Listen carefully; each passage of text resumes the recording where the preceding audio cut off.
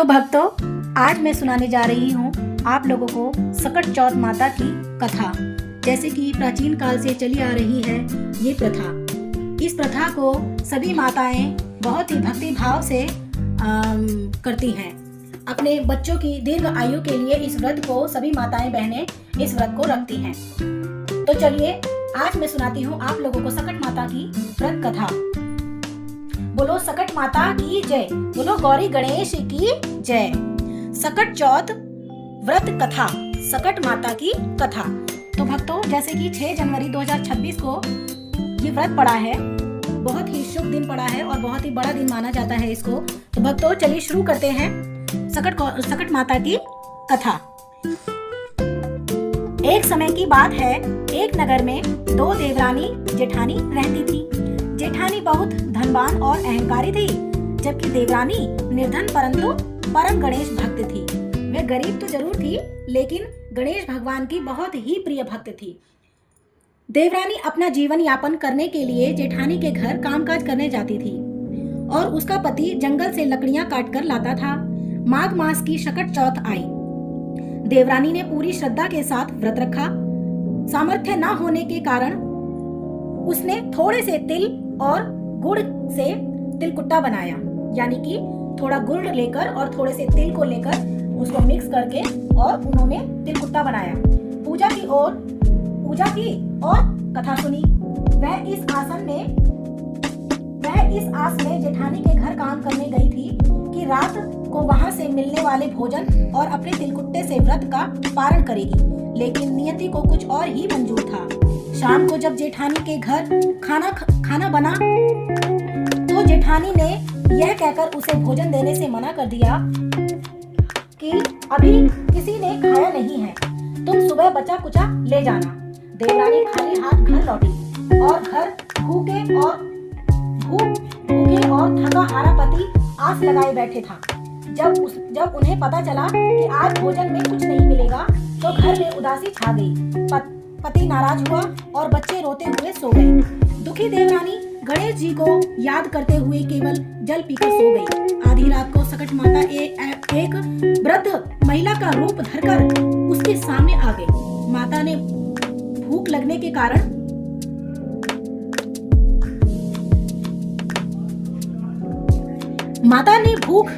की बात कही तो देवरानी ने बड़े भाव से पूछा, बचा हुआ तिलकुट्टा अर्पित कर दूं? थोड़ा देर बाद सकट माता ने देवरानी से सोच के लिए स्थान पूछा।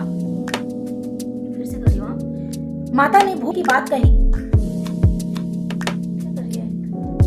माता ने भूख लगने की बात कही तो देवरानी ने बड़े भाव से पूछा कि बचा हुआ तिलकुट्टा अर्पित कर दिया। थोड़ी देर बाद सकट माता ने देवरानी से शौच के लिए स्थान पूछा। देवरानी ने कहा, माता से कह कर कि वह जहाँ उचित समझे वहीं बैठ जाए। सकट माता ने पूरे घर में शौच कर दिया। माता ने जब गंदगी साफ करने का स्थान पूछा तो देवरानी ने अपनी साड़ी का आंचल ही आगे कर दिया। अगली सुबह जब देवरानी की आंख खुली तो वह दंग रह गई। उसकी टूटी झोपड़ी अब सोने चांदी और कीमती हीरो के महल में बदल चुकी थी और कोना कोना हीरे मोतियों से चमक रहा था। जब देवरानी काम पर नहीं गई तो जेठानी खुद उसके घर पहुंची। वहां का वैभव देखकर वह ईर्ष्या से भर गई। देवरानी ने पूरी घटना सुना दी। धन के लोभ में जेठानी ने भी अगले वर्ष वैसा ही स्वांग रचा। उसने भी सकट माता का व्रत किया, लेकिन उसके मन में भक्ति नहीं, लालच था।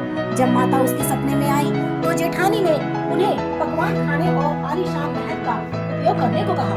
उसे लगा कि ऐसा करने से उसे और अधिक धन मिलेगा, परंतु सुबह उठते ही उसने देखा कि उसका पूरा महल गंदगी और दुर्गंध से भर गया।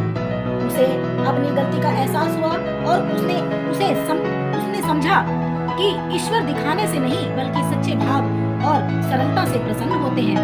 तो भक्तों, इस कहानी से हमें यही सीख मिलती है कि हमें अपने धन का, हमारे पास कितना भी धन हो उसका लालच नहीं करना चाहिए। हमारे पास जितना भी सामर्थ्य है, भगवान को हम जिस भक्ति भाव से पूजेंगे तो भगवान हमें उसी भक्ति भाव से हमें आशीर्वाद देंगे और हमें धन धान्य की प्राप्ति होने का आशीर्वाद प्राप्त करेंगे और हमारे बच्चों को आज दीर्घ आयु की दीर्घ आयु होने की दीर्घ आयु होने की आशीर्वाद देंगे। तो हे मेरे प्यारे भक्तों, इस सकट चौथ व्रत को सभी माताएं बहनें करें और सकट माता का आशीर्वाद प्राप्त करें और गौरी गणेश का आशीर्वाद प्राप्त करें, ताकि आपके बच्चों की दीर्घ आयु ताकि आपके बच्चों को दीर्घ आयु मिल सके और आपके घर में धन धान्य की प्राप्ति हो और आपका घर बार हमेशा धन धान्य से भरा रहे और औलाद से भरा रहे और सभी माताओं की गोद में बच्चों की कृपाएं पूजे।